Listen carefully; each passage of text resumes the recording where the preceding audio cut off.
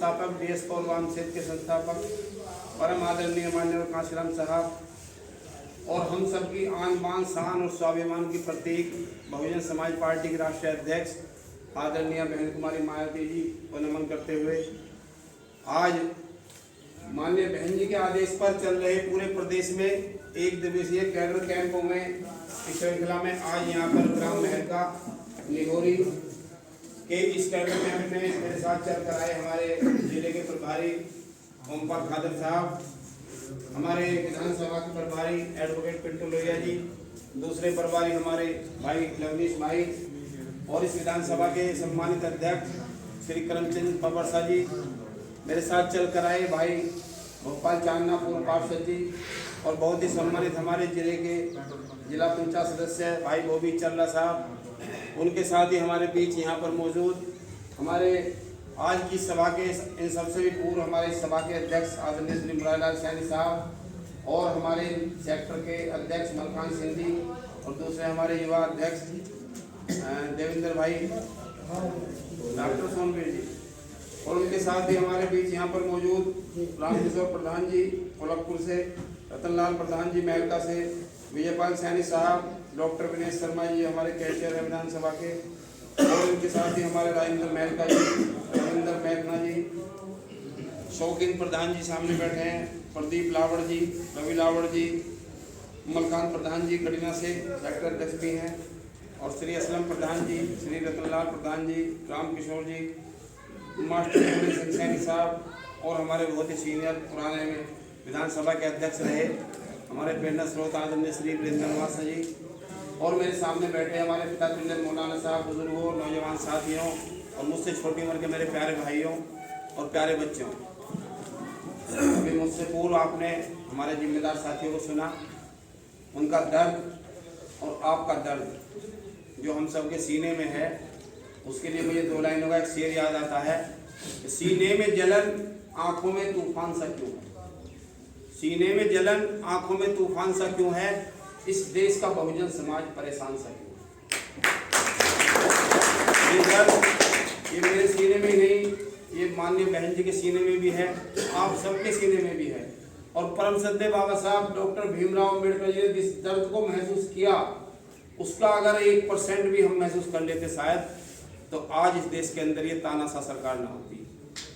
जिस दर्द के साथ उन्होंने अपनी पढ़ाई मुकम्मल की, जूतों के पास बैठ के उन्हें पढ़ाया गया देश में, एक इंसान को इंसान से किस तरह जुदा किया गया जब उसने अल्लाह ने, भगवान ने, ईश्वर ने उसके कोई परिवर्तन नहीं किया, कोई दुहात नहीं किया इंसान को बनाने में, सबको 2 आंखें, पूरा शरीर, एक से एक अच्छी चीजें सबको दी, लेकिन इंसान ने ही इंसान को जाति में बांटकर इतनी बड़ी गहरी खाई खोद दी समाज के अंदर, आज तक हम उसका दर्द भुगत रहे हैं साथियों।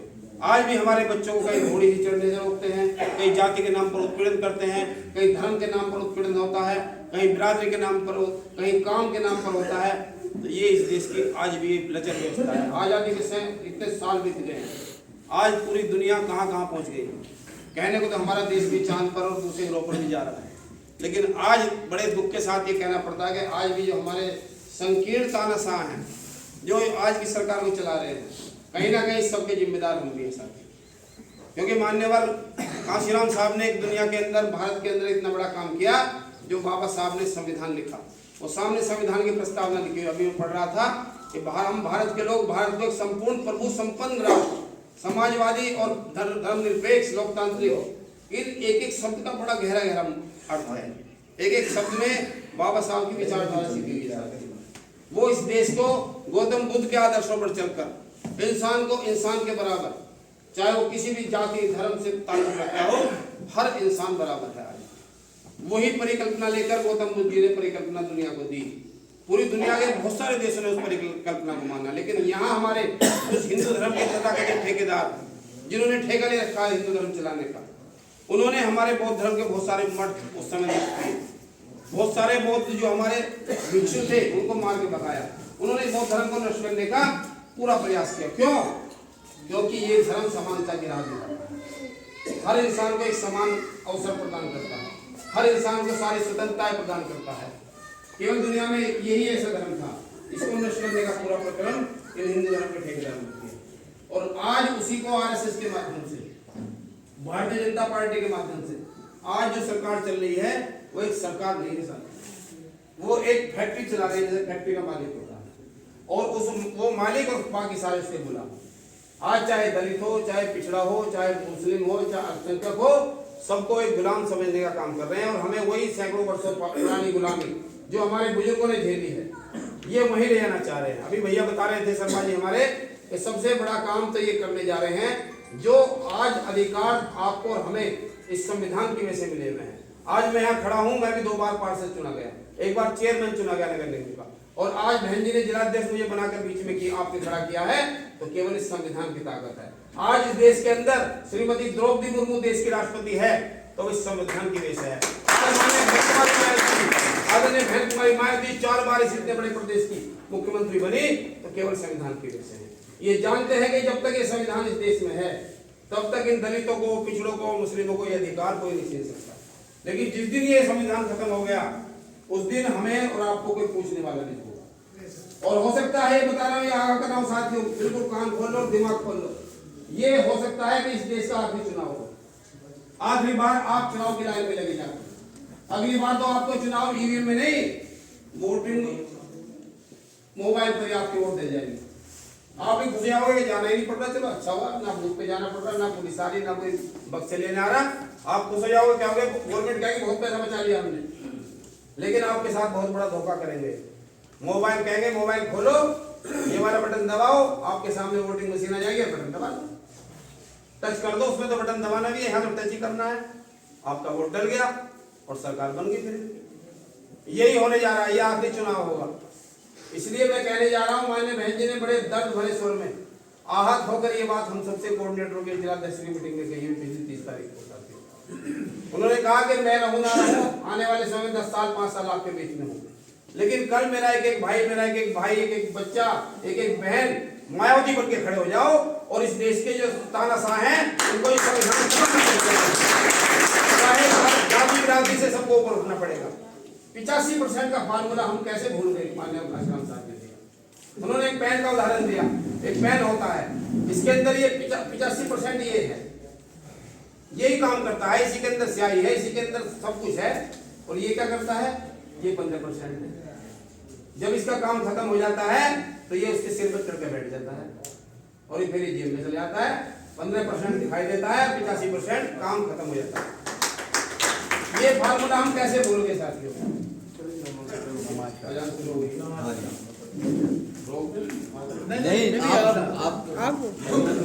ये 85% का फार्मूला हम कैसे भूल गए? ये मैं बताऊंगा आपको कैसे भूल गए। ये गलती आपकी नहीं है, ये गलती हमारी नहीं है, ये गलती हमारे उन विधायकों सांसदों की है। ये गलती हमारे उन विधायकों सांसदों की है जब 2007 में पूरे बहुमत से आप सबने सरकार बनाई, चाहे उसमें पाल हो, प्रजापति, सैनी, सैन, कश्यप, माली, लोधी, जाट, जाटा, गुजर, तमाम जातियों ने मिलकर बहुजन समाज पार्टी को वोट दिया था और बहुजन समाज पार्टी की प्रदेश में सरकार बनी थी। पूरे बहुमत के साथ बहन जी मुख्यमंत्री बनी थी। मुझे बताने की जरूरत नहीं है कितने काम हुए उसमें, कितनी यूनिवर्सिटियां बनी, कितने अस्पताल बने, कितने एम्स बने। आज एक भी एम्स नहीं बना है सरकार ने। 2 बार मुख्यमंत्री ये योगी बन चुके हैं, प्रधानमंत्री बन चुके हैं, एक भी एम्स कहीं बनाया हो जिसमें गरीबों का इलाज मुफ्त होता हो। लेकिन बड़े दुख के साथ ये कहना पड़ रहा है, मैं इनकी गलती नहीं मान रहा हूँ, गलती हमारी है, हमारे विधायकों की, सांसदों की, जिन्होंने सरकार बनने के बाद ये नारा लगा दिया यूपी हुई हमारी है और अब दिल्ली की बारी है।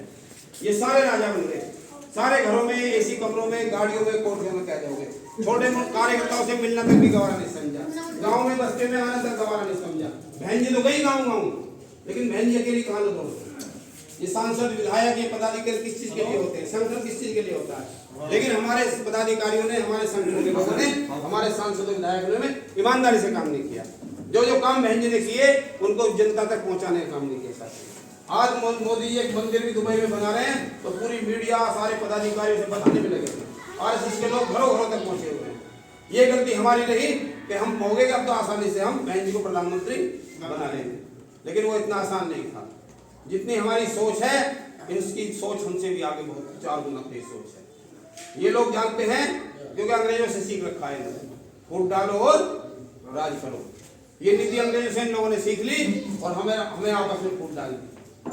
हमें हमारे भाइयों से कहते हैं कि तुम हिंदू हो, हमें चुनाव से पहले हिंदू बना देंगे और हम सोचेंगे अरे दलित भाई हैं। पिछले समाज के लोगों की बात बता रहा हूँ, अपने समाज के लोगों की बात बता रहा हूँ। ये कहेंगे दलित भाई हम इनके साथ क्यों लगे, हम तो हिंदू हैं, मोदी जी तो हमें हिंदू बना रहे हैं, हम क्यों इनके साथ लगे। ये बंटवारा इन्होंने जाति जाति को बंटवारा कर दिया, लिहाजा हमारा समाज बढ़ गया। हमारे सांसद विधायक आराम फरमा गए कारों में, कोठियों में, एशियों में, और लिहाजा आज बहुजन समाज पार्टी कमजोर हो गई।